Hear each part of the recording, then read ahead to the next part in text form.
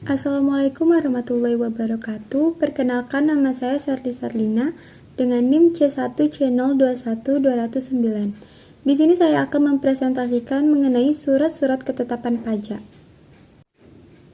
Baiklah, langsung saja masuk ke sub pembahasan yang pertama, yaitu pengertian SKP. Surat ketetapan pajak atau SKP adalah surat ketetapan yang diterbitkan oleh Direktorat Jenderal Pajak, meliputi surat ketetapan pajak kurang bayar, surat ketetapan pajak kurang bayar tambahan, surat ketetapan pajak nihil, dan surat ketetapan pajak lebih bayar kepada wajib pajak pasal 1 angka 15 Undang-Undang KUAP. Surat ketetapan pajak atau SKP untuk masa pajak diterbitkan oleh Direktorat Jenderal Pajak sesuai dengan masa pajak yang tercakup dalam surat pemberitahuan atau SPT masa pajak penghasilan atau pajak pertambahan nilai atau PPN. Surat ketetapan pajak atau SKP atas pajak penghasilan pasal 21 diterbitkan untuk bagian tahun pajak. Surat ketetapan pajak atau SKP yang telah diterbitkan oleh Direktorat Jenderal Pajak harus dikirimkan kepada wajib pajak. Selanjutnya, SKPKB. SKPKB atau surat ketetapan pajak kurang bayar yaitu surat keputusan yang menentukan besarnya jumlah pajak terutang, kredit pajak, kekurangan pembayaran pokok pajak, dan sanksi administrasi yang masih harus dibayarkan. Alasan diterbitkannya SKPKB yaitu yang pertama, hasil pemeriksaan atau keterangan lainnya ternyata jumlah pajak kurang bayar. Yang kedua, SPT tidak disampaikan dalam waktunya. Dan yang ketiga, kewajiban pembukuan tidak terpenuhi sehingga tidak diketahui pajak terhutang. Fungsi dari SKPKB ialah yang pertama, koreksi atas jumlah pajak terhutang menurut SPT. Yang kedua, sarana untuk mengenakan sanksi. Dan yang ketiga, alat untuk menagih pajak. Sanksi yang dikenakan SKPKB yaitu karena kurang bayar dari hasil pemeriksaan bunga 2%. Sebulan maksimum 24 bulan terhitung berakhirnya masa pajak sampai terbit SKPKB. Selanjutnya, SKPKBT. SKPKBT atau surat ketetapan pajak kurang bayar tambahan yaitu surat keputusan yang menentukan besarnya jumlah tambahan pajak yang telah ditetapkan. Alasan diterbitkannya yaitu berdasarkan data baru atau yang belum terungkap yang menyebabkan tambahan pajak terutang dalam SKPKB. Ditemukan lagi data yang belum terungkap dari penerbitan SKPKBT. Jadi, SKPKBT dapat terbit lebih dari satu kali. Fungsi dari SKPKBT ialah yang pertama, koreksi atas jumlah terutang menurut SPT. Yang kedua, sarana untuk mengenakan sanksi. Dan yang ketiga, alat untuk menagih pajak. Alasan yang dikenakan ialah adapun sanksi yang dikenakan kepada wajib pajak atas terbitnya SKPKBT tersebut adalah jumlah pajak terutang dalam SKPKBT ditambah 100% dari jumlah kekurangan. Selanjutnya, SKPLB. SKPLB atau surat ketetapan pajak lebih bayar yaitu surat keputusan pajak yang menentukan jumlah kelebihan pembayaran pajak karena jumlah kredit pajak lebih besar dari pajak terutang atau tidak seharusnya terutang. SKPLB diterbitkan apabila berdasarkan pemeriksaan Ditjen Pajak, bila jumlah kredit pajak atau jumlah pajak yang telah dibayarkan lebih besar dari jumlah pajak terutang.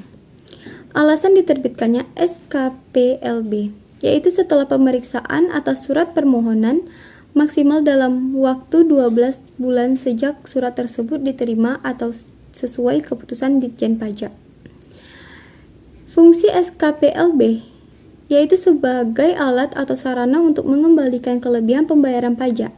Sanksi yang dikenakan yaitu berupa kenaikan 100% dari jumlah kekurangan pajak tersebut dan ditambah dengan jumlah kekurangan pajak yang terutang dalam surat ketetapan pajak kurang bayar tambahan atau SKPKBT. Selanjutnya, SKPN. SKPN atau surat ketetapan pajak nihil yaitu surat ketetapan pajak yang menentukan jumlah pokok pajak sama besarnya dengan jumlah kredit pajak atau tidak ada pajak terhutang. SKPN ini diterbitkan apabila besaran pemeriksa Ditjen Pajak, jumlah kredit pajak atau pajak yang dibayarkan sama dengan jumlah pajak terhutang.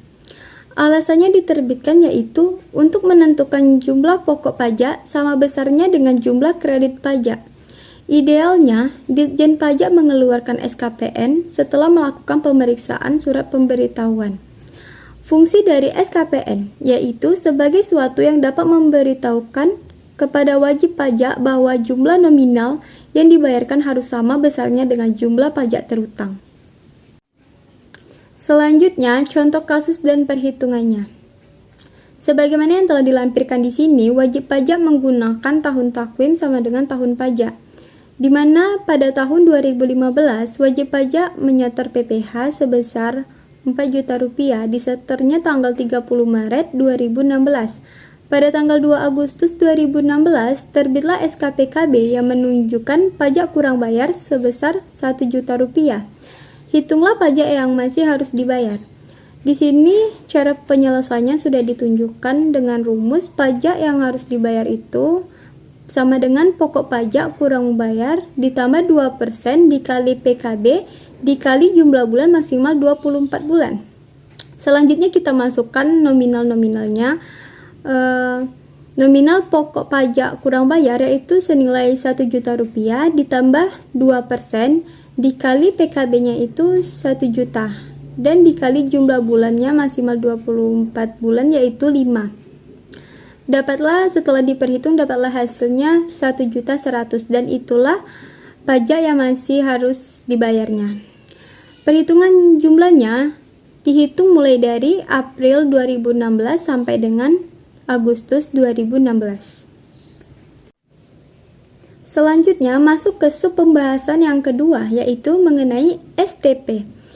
Pengertian surat tagihan pajak atau STP adalah surat untuk melakukan tagihan pajak atau sanksi administrasi berupa bunga atau denda kepada wajib pajak yang diterbitkan oleh Direktorat Jenderal Pajak, Pasal 1 Angka 20 Undang-Undang KUP. Wajib pajak dapat mengajukan permohonan pengurangan atau pembatalan atas surat tagihan pajak atau STP yang telah diterbitkan oleh Direktorat Jenderal Pajak. Alasan diterbitkannya yaitu pajak penghasilan tahun berjalan tidak atau kurang bayar. Dari penelitian SPT, terdapat kekurangan karena salah tulis atau salah hitung wajib pajak dikenakan sanksi administrasi berupa denda atau bunga. Fungsi dari STP yaitu sebagai koreksi atas jumlah pajak yang terhutang kepada SPT wajib pajak. Sarana mengenakan sanksi administrasi berupa bunga atau denda. Alat untuk menagih pajak. Sanksi STP sendiri ialah terhadap PKP dikenakan sanksi administrasi berupa bunga sebesar 2% dari dasar pengenaan pajak. STP diterbitkan terhadap wajib pajak yang dikenakan sanksi administrasi berupa denda atau bunga, maka tidak lagi dikenakan sanksi karena tidak ada bunga berbunga. Selanjutnya, contoh kasus dan perhitungannya. Sebagaimana yang telah dilampirkan di sini, PT Maju Jaya diperiksa bukti permulaan untuk surat pemberitahuan atau SPT tahun 2020. PT Maju Jaya berniat untuk melakukan pengungkapan ketidakbenaran dengan melaporkan jumlah pajak yang masih harus dibayar senilai Rp100 juta. Berapakah sanksi administrasi yang harus dibayarkan PT Maju Jaya? Cara penyelesaiannya yaitu berdasarkan pada kasus di atas, PT Maju Jaya akan dikenakan sanksi administrasi berupa denda sebesar 100% dari jumlah pajak yang kurang bayar sesuai dengan pasal 8 ayat 3A Undang-Undang KUP. Adapun perhitungannya sebagai berikut. Sanksi administrasi denda 100% dikali dengan 100 juta sama dengan 100 juta. Berdasarkan pada perhitungan tersebut, maka sanksi administrasi berupa denda yang harus dibayar oleh PT Maju Jaya adalah senilai Rp100 juta. Demikianlah presentasi saya mengenai surat-surat ketetapan pajak. Jika ada kesalahan kata atau kekurangan, mohon dimaafkan. Saya akhiri dengan wabillahi taufiq wal hidayah. Wassalamualaikum warahmatullahi wabarakatuh. Terima kasih.